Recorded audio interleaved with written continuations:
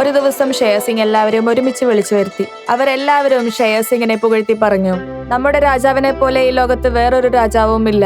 സൂര്യൻ ഉദിക്കണമെങ്കിലും താരങ്ങൾ മിന്നണമെങ്കിലും ഷെയർ സിംഗ് പറയണം. മഴ പെയ്യണമെങ്കിൽ ഷെയർ സിംഗ് ചുമക്കണം. എന്നെ ചുമ്മാ പൊക്കി പറഞ്ഞുകൊണ്ടിരിക്കാണ്ട് കാര്യമുള്ള കാര്യം പറ. മഹാരാജ്, കാട്ടിൽ വെള്ളപ്പൊക്ക ഭീഷണിയുണ്ട്. വെള്ളം വരുന്നതിന് മുമ്പ് എന്തെങ്കിലും ചെയ്യണം. എനിക്കാണെങ്കിൽ നീന്താനും അറിയില്ല. എന്തെങ്കിലും ചെയ്യൂ മഹാരാജ. ഒരാളും പേടിക്കണ്ട, ഞാനുള്ളോടത്ത കാലം ഇവിടെ ആരുടെയും ഒന്നും ചെയ്യില്ല. രാജാവേ, ആ കുറ്റിച്ചയുടെ പിന്നിൽ വിചിത്രമായി എന്തോ ഒന്ന് ഞാൻ കണ്ടു. ആ സാധനത്തിൽ നിന്ന് നീലപ്രകാശം വരുന്നു. നീലപ്രകാശം വരുന്നു. വരൂ എന്റെ കൂടെ നോക്കട്ടെ. കുരങ്ങന്റെ ഒപ്പം എല്ലാ മൃഗങ്ങളും ആ സ്ഥലത്തേക്ക് പോകും. ഇതെന്തോ പഴകിയ വസ്തുവാണെന്ന് തോന്നുന്നു. ചവിറ്റുകുട്ടിയായിരുന്നെങ്കിൽ അതിന്റെ വെളിച്ചം പോയനെ. എനിക്കതൊരു തരം മാജിക് പോലെയാ തോന്നിയത്. അതാ അവിടെ നോക്കൂ, എവിടെ എന്തോ എഴുതിയിട്ടുണ്ട്. ടൈം മെഷീൻ, അതായത് സമയയാത്ര. അതിലിരുന്നു കൊണ്ട് ഭാവിയിലേക്കോ ഭൂതത്തിലേക്കോ പോവാൻ കഴിയുമോ? കരടിക്കുട്ട, നീ പുള്ളിരകളിൽ പോലെ സംസാരിക്കണം നിർത്ത്. ഞാനെന്താ വല്ല ചെറിയ കുട്ടിയാണോ ഈ മാലാകമാരുടെ കഥയിൽ വിശ്വസിക്കാൻ? ഇതെന്താണെന്നറിയണമെങ്കിൽ അകത്ത് പോയി നോക്കണം. ഉള്ളി പോയാൽ എന്താ സംഭവിക്കണേന്ന് അറിയാൻ പറ്റില്ല. അതുകൊണ്ട് ഞാൻ ഒറ്റയ്ക്കുള്ളി പോവും. അങ്ങനെ ഷെയർ സിംഗ് ആ യന്ത്രത്തിന്റെ അകത്തേക്ക് പോകും. എന്താ സംഭവം എന്ന് മനസ്സിലാവണല്ലോ. ഇനി അറിയില്ല ഇത് ഇവിടെ എങ്ങനെ എത്തിയെന്ന്. ഈ ബട്ടൺ ഒന്ന് പ്രസ് ചെയ്ത് നോക്കാം എന്താ സംഭവിക്കണേന്ന്. ഷെയർ സിംഗ് ആ ബട്ടൺ അമർത്തും. അത് അമർത്തിയതും വളരെ പ്രകാശം. ഭയാനകമായ കാറ്റിൽ യന്ത്രത്തിന്റെ അകത്ത് തന്നെ കിടന്ന് കറങ്ങും. അയ്യോ, ഇതെന്താ സംഭവിക്കണേ? അല്ലെ ഒന്ന് നിർത്ത്. ആ ഭയാനകമായ കാറ്റിൽ ഷെയർ സിംഗ് പുതിയൊരു സ്ഥലത്തെത്തും. അയ്യോ, ഞാനിവിടെ എങ്ങനെ എത്തി? ബാക്കിയുള്ള ആൾക്കാരൊക്കെ എവിടെ പോയി? അപ്പോൾ ഷെയർ സിംഗിന്റെ കാതിൽ ഡിനോസറിന്റെ ശബ്ദം കേൾക്കും.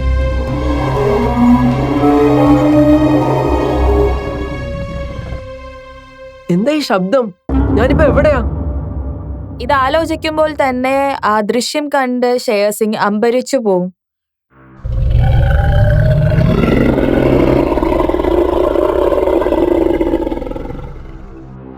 അതാ വലിയ ഡിനോസർ എല്ലാം നടന്നു പോകുന്നു.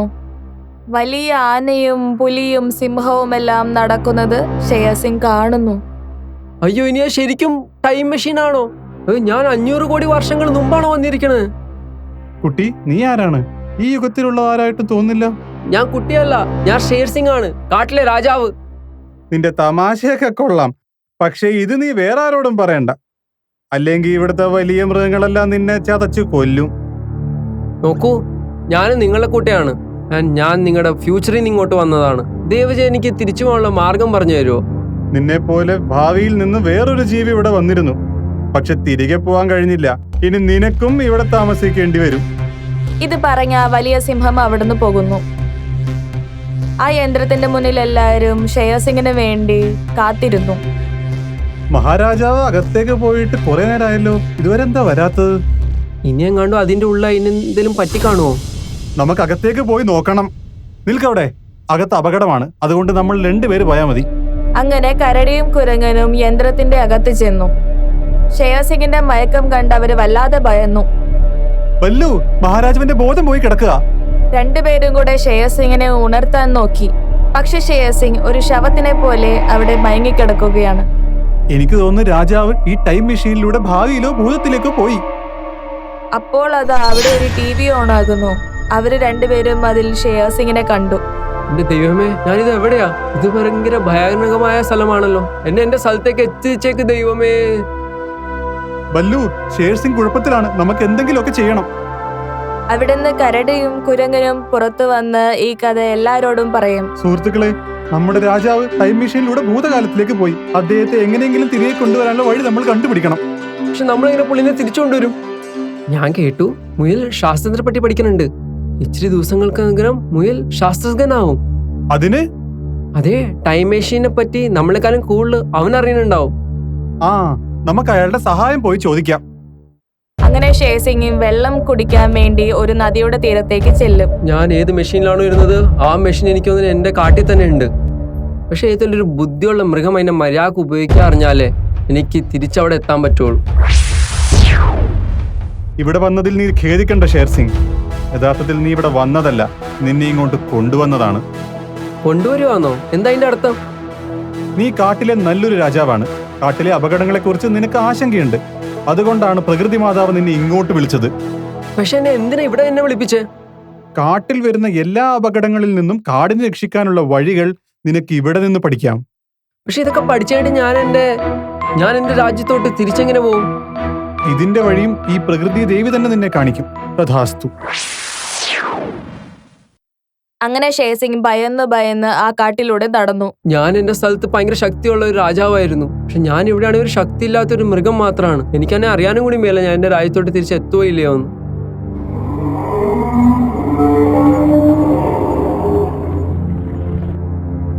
നീ ഈ കാട്ടിൽ പുതിയതാണോ? ഒരുപക്ഷെ നിനക്ക് പേടി ഉണ്ടായേക്കാം. പേടിക്കണ്ട, ഇവിടെ ആരും നിന്നെ ഉപദ്രവിക്കില്ല. അതെന്താ അങ്ങനെ? നിന്റെ ആകാരവടിവ് കാണുമ്പം നീ കലിയുഗത്തിൽ നിന്നാണെന്നാ തോന്നുന്നത്. പക്ഷെ ഇത് സതയുഗമാ. ഇവിടെ നിന്നെ ആരും ഉപദ്രവിക്കില്ല. ഷെയർസിംഗിന് ഡിനോസർ പറയുന്നത് കേൾക്കുമ്പോൾ ഒരു ആത്മവിശ്വാസം വരും. ഇത്ര ശക്തിശാലി ആയിട്ടും ഇത് വേറൊരു മൃഗത്തിന് ഒന്നും ചെയ്യും കൂടിയില്ല. ഇതെന്ത് നല്ല കാര്യമാണല്ലേ? ഇത് നിന്റെ ആദ്യത്തെ പാഠം. എത്രത്തോളം ശക്തി ഉണ്ടെന്ന് പറഞ്ഞാലും ഒരിക്കലും ദുർബലതയെ അടിച്ചമർത്താൻ പാടില്ല നീ. ഇവിടുന്ന് പഠിച്ച എല്ലാ കാര്യവും ഞാൻ വളരെ സത്യസന്ധമായിട്ട് ഞാൻ പ്രവർത്തിക്കും. ഇത്രയും പറഞ്ഞു ഷെയർസിംഗ് ഭക്ഷണം തേടി ഇറങ്ങും. ആ ഗുഹയിൽ പോയി നോക്കാം. എങ്ങാണ്ട് ഏതെങ്കിലും മൃഗത്തിനെ കിട്ടിയാലോ?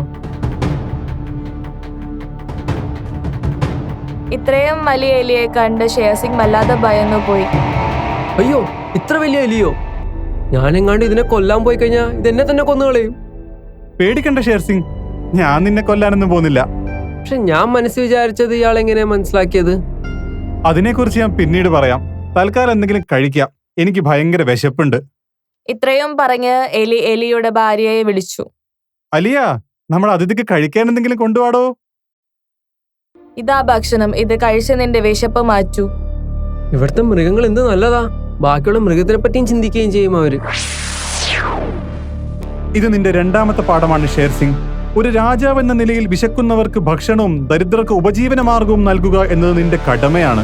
ഈ പഠിച്ചല്ല ഞാൻ വളരെ സത്യസന്ധമായിട്ട് പ്രവർത്തിക്കും ഗുരുദേവ്. തഥാസ്തു. അപ്പൊ ഷെയർസിംഗ് എലിയുടെ ഭാര്യയോട് ചോദിക്കും, വിഷനാൾക്ക് ഫുഡ് കൊടുക്കാനുള്ള പാഠം ഞാൻ പഠിച്ചു. പക്ഷെ എന്നോട് ഇത് പറ, എന്റെ മനസ്സിലെ കാര്യം ഇയാൾ എങ്ങനെയാ വായിച്ചത്? ഇതിനുള്ള ഉത്തരം കിഴക്ക് സ്ഥിതി ചെയ്യുന്ന ഗ്യാൻ ടേക്കറിയിൽ പോയാൽ നിനക്ക് ലഭിക്കും. അങ്ങനെ സ്വന്തം ചോദ്യത്തിനുള്ള ഉത്തരം തേടി ഷെയർസിംഗ് കിഴക്കിലോട്ട് പോകും. അപ്പോഴാണ് അതാ അവിടെ 2 മാൻ. ഇതെന്താ? ഈ മാനിന്റെ ഹൈറ്റ് ആണല്ലോ സെയിം ആണല്ലോ. ബാക്കി എല്ലാ മൃഗങ്ങളിലും ഭയങ്കര വലുതാണല്ലോ. ഷെയർസിംഗിന്റെ അടുത്തേക്ക് വരുംതോറും മാനിന്റെ ഉയരം കൂടുന്നു. അങ്ങനെ വലിയ മാനുകളെ കണ്ടിട്ട് ഷെയർസിംഗ് വളരെ അത്ഭുതത്തോടെ നോക്കും. അയ്യോ, ഇതിന് ഹൈറ്റ് എങ്ങനെ ഇത്ര പെട്ടെന്ന് കൂടിയത്? എന്റെ ഹൈറ്റ് എങ്ങനെ കൂടിയെന്ന് അതല്ലേ നീ ആലോചിക്കണേ ഹിമക്കുട്ടി? പക്ഷെ ഞാൻ ഈ ചിന്തിക്കുന്ന കാര്യങ്ങളൊക്കെ എങ്ങനെ നിങ്ങൾക്ക് മനസ്സിലാവണേ? എനിക്കാണെങ്കിൽ ഇതും അറിയാം, നിന്റെ ഈ ചോദ്യത്തിനുള്ള ഉത്തരം അയലി നിനക്ക് തന്നിട്ടില്ലാന്ന്.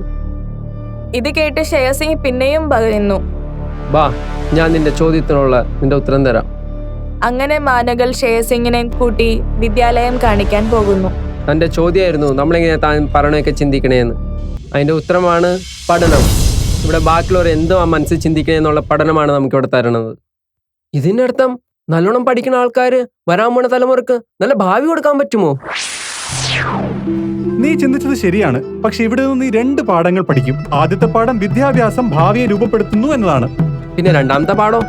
രണ്ടാമത്തെ പാഠം ആത്മാഭിമാനമുള്ള ആളുകൾ നിസ്സഹായരായിരിക്കുമ്പോൾ പോലും സഹായം ചോദിക്കില്ല. അതിനാൽ ഒരാളെ അവരുടെ മനസ്സ് വായിച്ച് ചോദിക്കാതെ തന്നെ സഹായിക്കണം. ഗുരുദേവ്, ഞാൻ ഈ പാഠങ്ങൾ നന്നായി പിന്തുടരും. തഥാസ്തു. അവിടെ ശാസ്ത്രജ്ഞനായ മുയൽ എല്ലാവർക്കും കാര്യങ്ങൾ പറഞ്ഞു കൊടുക്കുകയാണ്. നോക്കൂ, ആരും ഒച്ച വെക്കരുതും. ഞാൻ ഷേർസിംഗിനെ തിരിച്ചു കൊണ്ടുവരാൻ നോക്കട്ടെ. അങ്ങനെ മുയലും കുരങ്ങനും മന്ത്രിയായ കരടിയും യന്ത്രത്തിന്റെ അകത്തേക്ക് പോകും.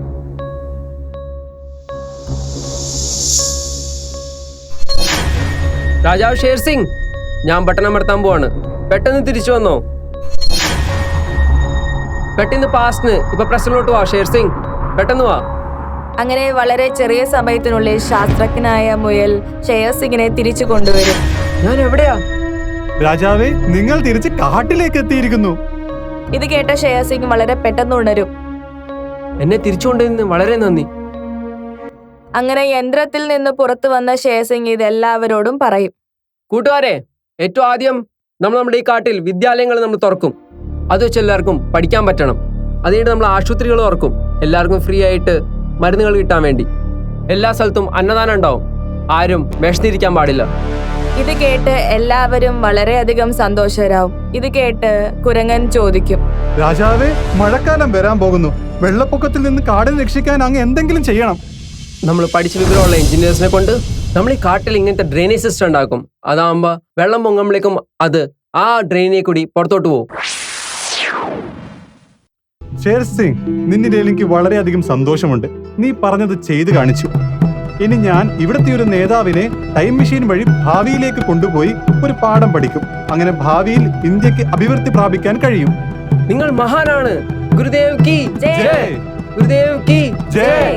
സുഖമായിരിക്കട്ടെ. യന്ത്രത്തിൽ നിന്ന് ഭൂതകാലത്തിൽ പോയിട്ട് ഷേർസിംഗ് നല്ല പാഠങ്ങൾ പഠിച്ചു. നല്ലതും സത്യസന്ധനുമായ രാജാവായി കാട്ടിൽ ഭരിക്കാൻ തുടങ്ങും. നിങ്ങൾക്ക് ഞങ്ങളുടെ ഈ വീഡിയോ ഇഷ്ടമായെങ്കിൽ ദയവായി ഞങ്ങളുടെ ചാനൽ സബ്സ്ക്രൈബ് ചെയ്യുക. പിന്നെ ഈ വീഡിയോ ലൈക്കും ഷെയറും ചെയ്യാൻ മറക്കരുത്. നന്ദി, നമസ്കാരം.